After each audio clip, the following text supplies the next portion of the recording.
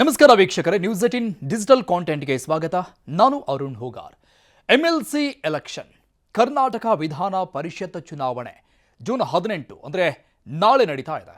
ರಾಜಕೀಯ ಪಕ್ಷಗಳ ನಡುವೆ ತೀವ್ರ ಪೈಪೋಟಿ ಏರ್ಪಟ್ಟಿದೆ. ಈಗಾಗಲೇ ಒಟ್ಟು 7 ಸ್ಥಾನಗಳಿಗೆ ನಡೀತಾ ಇರುವಂತಹ ಚುನಾವಣೆ ಇದು.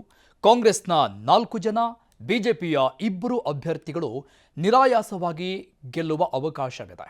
ಜೆಡಿಎಸ್ ಮತ್ತು ಇತರ ಪಕ್ಷಗಳ ಮತಗಳ ಲೆಕ್ಕಾಚಾರ ಈಗ ಭಾರೀ ಕುತೂಹಲಕ್ಕೆ ಕಾರಣ ಆಗಿದೆ. 7 ಸ್ಥಾನಕ್ಕೆ 8 ಅಭ್ಯರ್ಥಿಗಳು ಈಗಾಗಲೇ ಕಣದಲ್ಲಿದ್ದಾರೆ. 3 ಪಕ್ಷಗಳ ರಣತಂತ್ರ ನಡೀತಾ ಇದೆ, ಕಾಂಗ್ರೆಸ್, ಬಿಜೆಪಿ ಮತ್ತು ಜೆಡಿಎಸ್ ಕಡೆಯಿಂದ. ಇನ್ನು ಕಾಂಗ್ರೆಸ್ನಿಂದ Thippannappa Kamakanur, P V. Mohan, B K. Hariprasad, B S. Shivanna, ಇನ್ನು 5ನೇ ಅಭ್ಯರ್ಥಿಯಾಗಿ ವಿನಯ್ ಕಾರ್ತಿಕ್ ಕೂಡ ಕಣದಲ್ಲಿದ್ದಾರೆ. ಹಾಗೇನೆ ಬಿಜೆಪಿಯಿಂದ ರಘು ಕೌಟಿಲ್ಯ, ಲಿಂಗರಾಜ್ ಪಾಟೀಲ್ ಕಣದಲ್ಲಿದ್ದಾರೆ. ಹಾಗೇನೆ ಜೆಡಿಎಸ್ನಿಂದ ಗೋವಿಂದರಾಜು ಕಣದಲ್ಲಿದ್ದಾರೆ. ತನ್ನ ಶಾಸಕರ ಸಂಖ್ಯಾಬಲದ ಮೇಲೆ ಕಾಂಗ್ರೆಸ್ 4 ಪರಿಷತ್ ಸ್ಥಾನಗಳನ್ನು ಆರಾಮಾಗಿ ಗೆಲ್ಲುತ್ತೆ. ಯಾವುದೇ ಅಡ್ಡಿ ಆತಂಕ ಅದಕ್ಕಿಲ್ಲ. ಇನ್ನು ಬಿಜೆಪಿ ತನ್ನ ಶಾಸಕರ ಸಂಖ್ಯಾಬಲದ ಮೇಲೆ 2 ಪರಿಷತ್ ಸ್ಥಾನಗಳನ್ನು ಮಾತ್ರ ಗೆಲ್ಲುತ್ತೆ. ಆದರೆ ಜೆಡಿಎಸ್ ಅಭ್ಯರ್ಥಿ ಗೆಲ್ಲೋದಕ್ಕೆ ಬೇಕಾಗಿರುವಷ್ಟು ಸಂಖ್ಯಾಬಲ ಅಂದರೆ ಶಾಸಕರ ಸಂಖ್ಯೆ ಜೆಡಿಎಸ್ ಬಳಿ ಇಲ್ಲ. ಹಾಗಾಗಿ 7ನೇ ಅಭ್ಯರ್ಥಿ ಯಾರು ಗೆಲ್ತಾರೆ ಅನ್ನೋದು ಬಹಳ ಕುತೂಹಲಕ್ಕೆ ಕಾರಣ ಆಗಿದೆ. 4 ಕಾಂಗ್ರೆಸ್ ಅಭ್ಯರ್ಥಿಗಳು ಆರಾಮಾಗಿ ಗೆಲ್ತಾರೆ, 2 ಬಿಜೆಪಿ ಅಭ್ಯರ್ಥಿಗಳು ಆರಾಮಾಗಿ ಗೆಲ್ತಾರೆ. ಆದರೆ ಕಣದಲ್ಲಿರುವಂಥದ್ದು 8 ಜನ ಅಭ್ಯರ್ಥಿಗಳು 7 ಸ್ಥಾನಕ್ಕೆ. ಈ 7ನೇ ಅಭ್ಯರ್ಥಿ ಗೆಲ್ಲೋದು ಯಾರು? ಇದು ಬಹಳ ಕುತೂಹಲಕ್ಕೆ ಕಾರಣ ಆಗಿದೆ. ಹಾಗಾದರೆ ಈ ನಂಬರ್ ಗೇಮ್ ಹೇಗೆ ನಡೆಯುತ್ತೆ ಅನ್ನೋದನ್ನು ನೋಡೋಣ.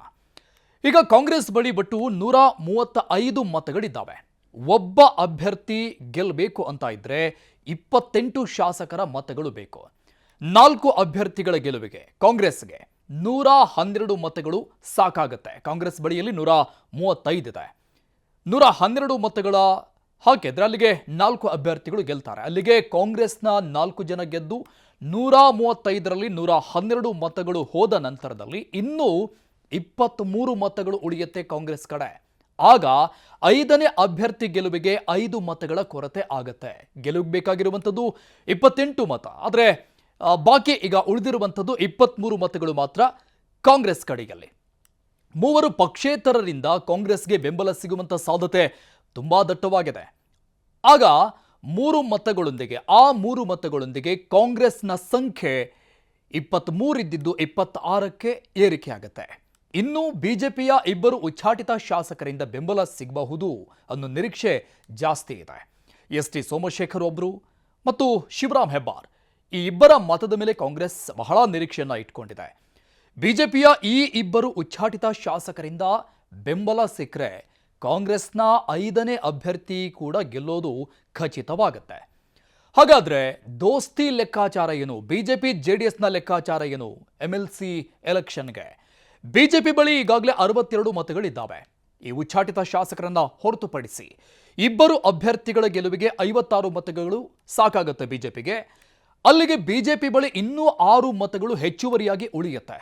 ಜೆಡಿಎಸ್ ಬಳಿ 18 ಮತಗಳಿದ್ದಾವೆ, ಅಂದರೆ 18 ಜನ ಶಾಸಕರಿದ್ದಾರೆ. ಬಿಜೆಪಿಯ ಹೆಚ್ಚುವರಿ 6 ಮತ ಜೆಡಿಎಸ್ಗೆ ಸೇರಿದರೆ ಒಟ್ಟು 24 ಮತಗಳಾಗುತ್ತೆ. ಜೆಡಿಎಸ್ನದು 18, ಬಿಜೆಪಿಯ ಹೆಚ್ಚುವರಿಗೆ ಉಳಿದಿರುವಂಥ 6 ಮತಗಳು ಒಟ್ಟು 24 ಮತಗಳಾಗುತ್ತೆ. ಆದರೆ ಗೆಲುವಿಗೆ ಬೇಕಾಗಿರುವಂಥದ್ದು 28 ಮತಗಳು. ಜೆಡಿಎಸ್ ಅಭ್ಯರ್ಥಿಗೆ ಈ ಮೂಲಕ ಇನ್ನೂ 4 ಮತಗಳ ಅವಶ್ಯಕತೆ ಬೀಳುತ್ತೆ. ಈಗ ಜನಾರ್ದನ್ ರೆಡ್ಡಿ ಮತ್ತು ಯತ್ನಾಳ್ ಅವರನ್ನು ಸೆಳೆಯೋದಕ್ಕೆ ಜೆಡಿಎಸ್ ಎಲ್ಲ ಪ್ರಯತ್ನಗಳನ್ನು ಮಾಡ್ತಾ ಇದೆ. ಈ 2 ಓಟ್ ಹಾಕಿದ್ರೂ ಕೂಡ, ಈ 2 ಮತಗಳು ಸಿಕ್ಕರೂ ಕೂಡ ಅಲ್ಲಿಗೆ 26 ಸಂಖ್ಯೆ ಆಗುತ್ತೆ. ಗೆಲುವಿಗೆ ಇನ್ನೂ 2 ಮತಗಳ ಅವಶ್ಯಕತೆ ಬೀಳುತ್ತೆ ಜೆಡಿಎಸ್ಗೆ. ನಾಳೆ ನಡೀತಾ ಇರುವಂತಹ ಈ ಪರಿಷತ್ ಚುನಾವಣೆಯಲ್ಲಿ ಈ ಪಕ್ಷೇತರರು ಮತ್ತು ಉಚ್ಚಾಟಿತ ಶಾಸಕರ ನಡೆ ಏನಾಗಿರುತ್ತೆ ಅನ್ನೋದು ಬಹಳ ಕುತೂಹಲ ಆಗಿದೆ. 7ನೇ ಅಭ್ಯರ್ಥಿ ಯಾರು ಗೆಲ್ಲಬೇಕು ಅನ್ನೋದನ್ನ ಈ ಪಕ್ಷೇತರರು ಮತ್ತು ಈ ಉಚ್ಚಾಟಿತ ಶಾಸಕರು ನಿರ್ಧಾರ ಮಾಡಲಿದ್ದಾರೆ. ನಿರ್ಭೀತ, ನಿಷ್ಪಕ್ಷಪಾತ, ವಿಶ್ವಾಸಾರ್ಹ ಸುದ್ದಿಗಳಿಗೆ ಮತ್ತೊಂದು ಹೆಸರಾಗಿರುವ ನ್ಯೂಸ್ 18 ಕನ್ನಡ ಈಗ ಆಪ್ನಲ್ಲೂ ಲಭ್ಯವಿದೆ. ದಯವಿಟ್ಟು ಇಲ್ಲಿರುವ QR ಕೋಡ್ ಸ್ಕ್ಯಾನ್ ಮಾಡಿಕೊಂಡು ಆಪ್ ಡೌನ್ಲೋಡ್ ಮಾಡೋದನ್ನ ಮರಿಬೇಡಿ. ನಿಮ್ಮ ಬೆಂಬಲ ಹೀಗೆ ಸದಾ ನಮ್ಮೊಂದಿಗಿರಲಿ. ಧನ್ಯವಾದ.